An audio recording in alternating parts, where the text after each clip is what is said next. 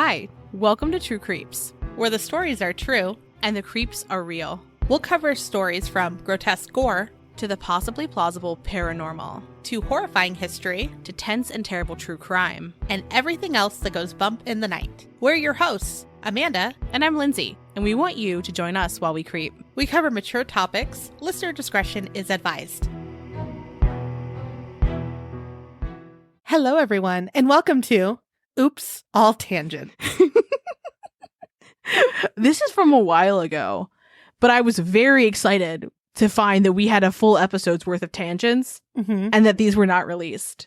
I wonder. Yeah, it's been a minute. It's been a minute since we've even listened to it. I don't even know which episode it's with. I'm going to have to go do some digging. Or it could be tangents that were everywhere, all over, scattered between the 3 years of True Creeps. So it could be an oldie. Could be one before we figured out how to edit. Oh, could know. It could be one when we edited out every single breath we took. Did you know we did that? We edited out every single fucking breath, and I'm winded because I talk too fast, and it took a lot of time. And eventually, we were like, you know what? We can breathe. We're humans, and we're allowed to breathe. They won't hate us if they know we breathe. Now right? They're going to only hear right? the breaths, though, and they're going to hear it, and it's going to annoy them, and they're going to hate us because we breathe. One time I sent Amanda I cut and pasted all of the breathing out like an obscene caller. That was very early on but I still find that it's grade A comedy. Well, we used to edit where we couldn't see what we were saying. So there was nothing to go off of, and we'd have to listen if we messed up or if we breathed and then go back, and it would take us 20 hours to edit one episode. What I love is that Amanda said, if we breathed, not when we breathed. If we breathed. Sometimes I remember in the early days, I would go away from my mic to take a breath, to hope that I wouldn't have to edit it. Meanwhile, I am breathing into the microphone, just banging into it, slamming into it, throwing my body around. Moo's here. Moo has something to say.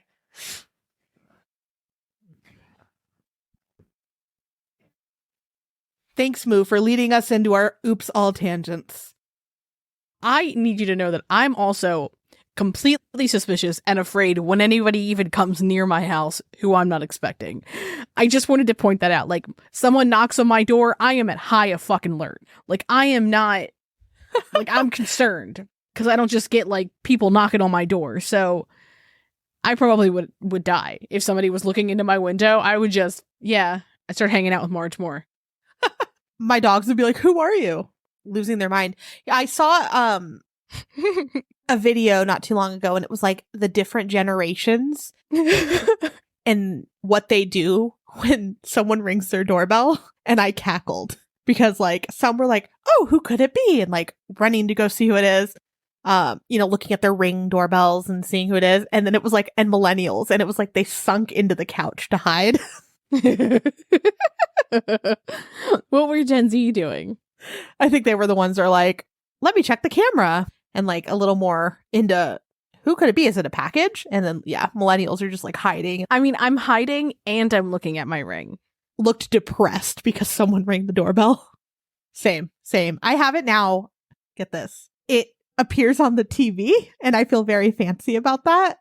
If you're watching TV or cooking, and then it was someone's at your door, and there's the little Ring box at the top. Can you see the video?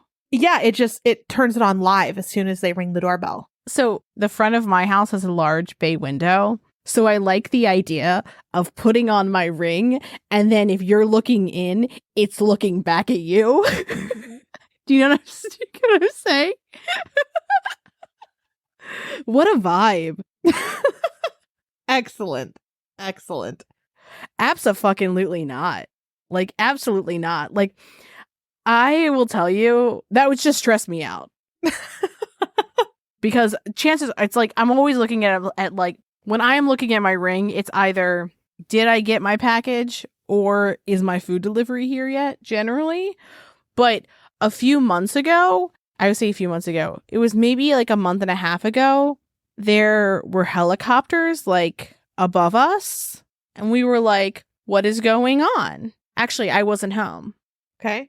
Ben was what is going on? And my Ring neighborhood app was what is going on? Right? Because people are like, helicopter, what is going on? Like 16 times. And then my brother called me and he was like, hey, are you home? And I was like, no. And he was like, okay, when are you going to get home? And I was like, I have hours, because I was at the Makers of Maryland shop. And he was like, okay, just like check in with Ben before you come home. And I was like, okay. So then I immediately check in with Ben. You're like, what? Right? And he's like, oh, we were told to not leave our houses. Right. Because there were like SWAT team people searching all of the yards in my neighborhood. What? Because there was like a criminal of some sort lurking about that was like considered perhaps violent. Wonderful.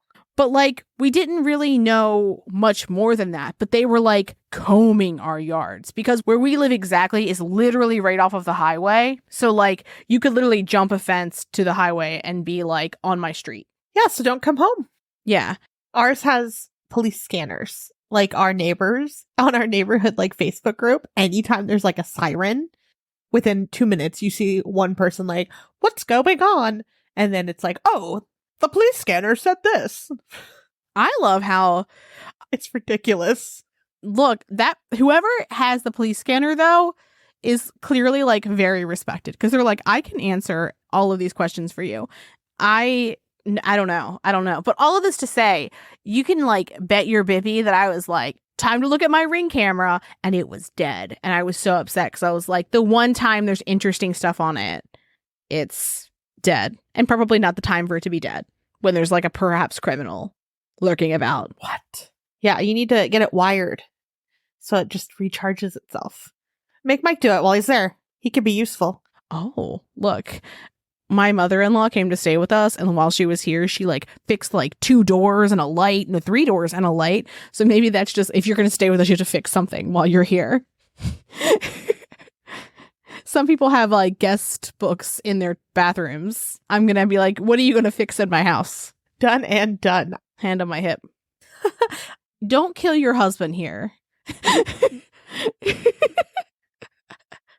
Well, I think Marge is lonely and wants another friend. So I'll fix that problem for you. Joke's on you. That's the one time I make a doll from scratch so that I know it's not haunted. Then I fill it with rice. And my fingernail clippings. We put the ghost of Mike in it. Oh, you get fingernail? No, it's toenail or nothing. You know that. Toenail clippings from my weird little toe. And then I make a haunted doll and I get Mike in the doll. I do it again to make sure that Marge is in my house still because we want to keep Marge. Uh-huh. And then I ship you your rice toenail doll husband. Yeah. And then he's yours again. You know, we don't always get all of our packages. They love to deliver my stuff to my across the street neighbor. But he would cut through with his tiny, like, computer-sized screwdriver. That would be a sharp object, by the way. And he would just come over to your house. And he would let himself in. That's what's going to happen. No, I ordered a KitchenAid mixer a couple years ago. And I was so excited. Like, I was like, I'm finally going to get one. Gets delivered there. Did they bring it to you? They did. They are nice, but they're just very particular. And then there's something else that I ordered, like an important, like big item that they're like, oh, now you're ordering this, you fancy people. And we're like, no, this is like twice ever that we've ordered really fancy things. And of course it goes to you guys. They're like, these bitches wouldn't order this. Must be them. I had a gift card. That's rude.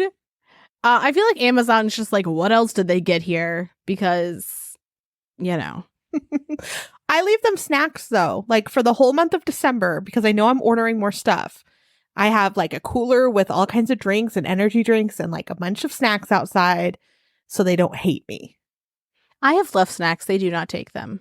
Clearly I have the wrong snacks. Oh, they get excited. Like, you got to get the right snacks. Well, we normally get ours. Anyway, let's get back to this. Then they won't ship your packages to your neighbors.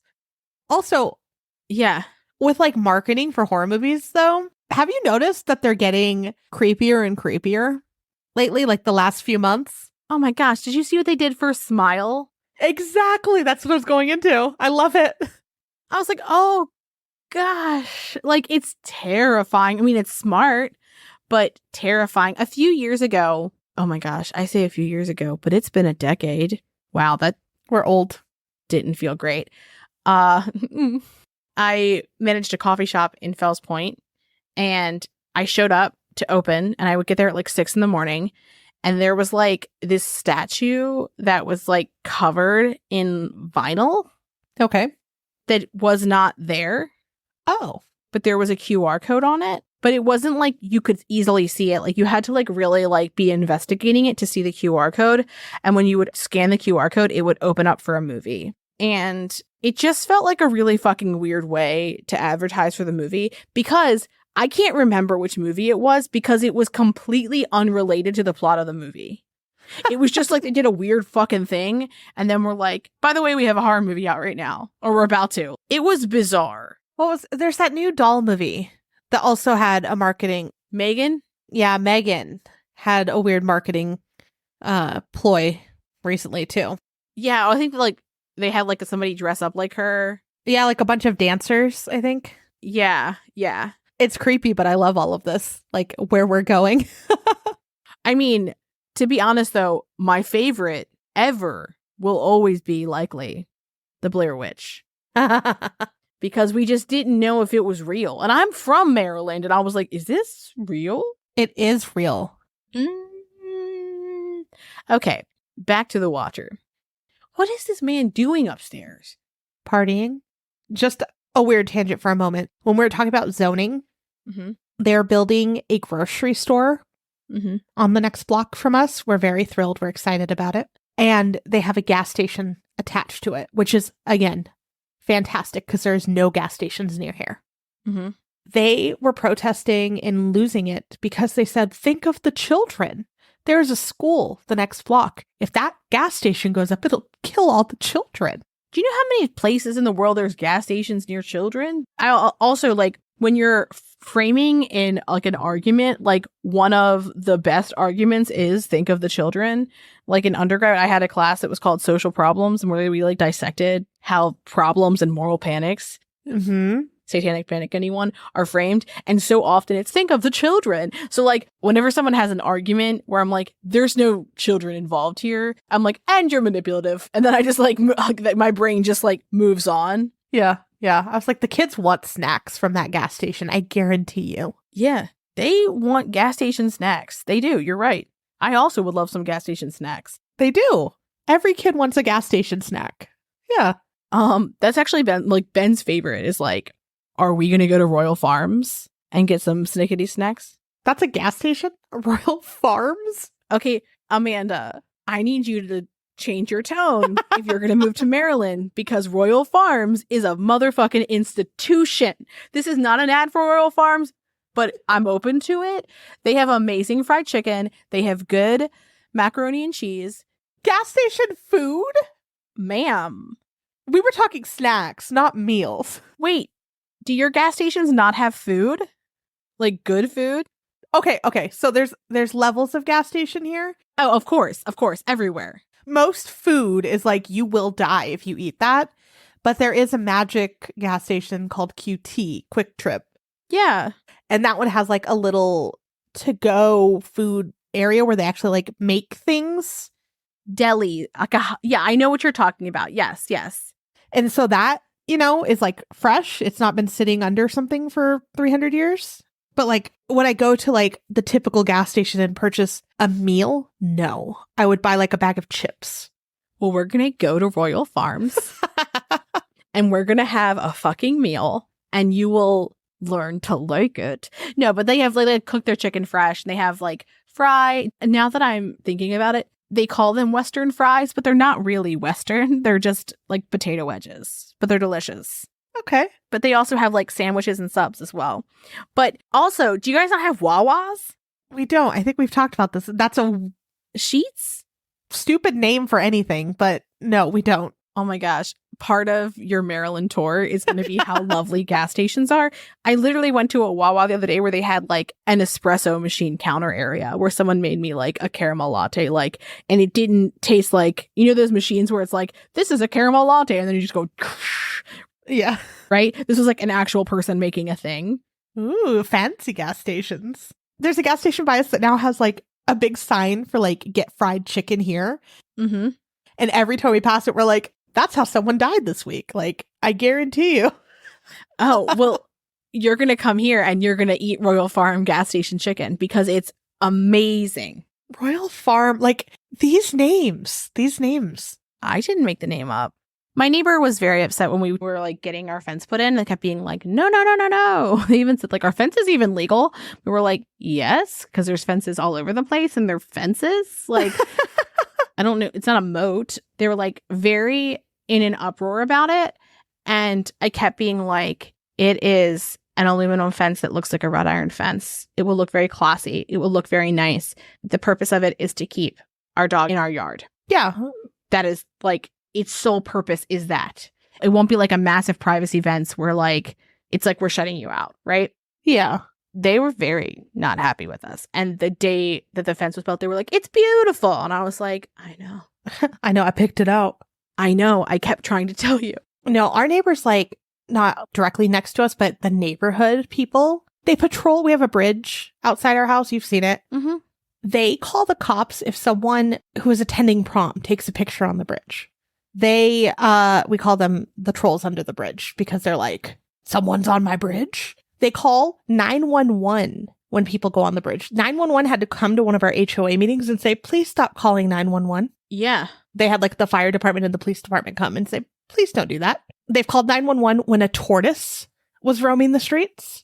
These were great tangents. Can you tell we're recording these before we remember what's in them? What a time. It's going to be so much fun. We're taking a month off. Did we mention that? And that meant we were really, really off and that we did this beforehand. And yeah, we're hoping it works. We could use the power of AI to make ourselves say things. Ooh. And now that I'm saying it, maybe we will just throw something in here just to hear what it sounds like. But it's going to be like, we hello. did tangents today. It was fun. Like, it'll be your voice and my voice, but it'll be like, I'm really sad because it's going to be monotone because I'm like, right? And it's not going to be that. It'll be like, hello, welcome to it's our ASMR series. We could do an ASMR how series. A normal person would record a podcast. You mean like how they would have at some point learned to talk in a more like podcastery tone, which I have like categorically unable to fucking do, or like even like I'll try and it doesn't work. I get like 3 seconds in. Flailing. Okay, we're constantly flailing about things. You say we're flailing, but only one of us is repeatedly hitting the mic stand, and it is me. I am literally flailing as I talk because I talk with my hands. So it's like, what am I just gonna sit on them and be real? Like, I wonder. How did I my lose my chair's neck? really low. Maybe that's why. Because I flail too, but I'm low. Oh, I'm low. I flail under. Oh, I get low. I tried moving my mic up and my desk up. Don't you remember that? And I still somehow was just banging on the desk. It was like, what the fuck is happening? Anyway, we hope you enjoyed that. You know what? We need to do one of those couch mics where you could just sit on a couch with the mic up.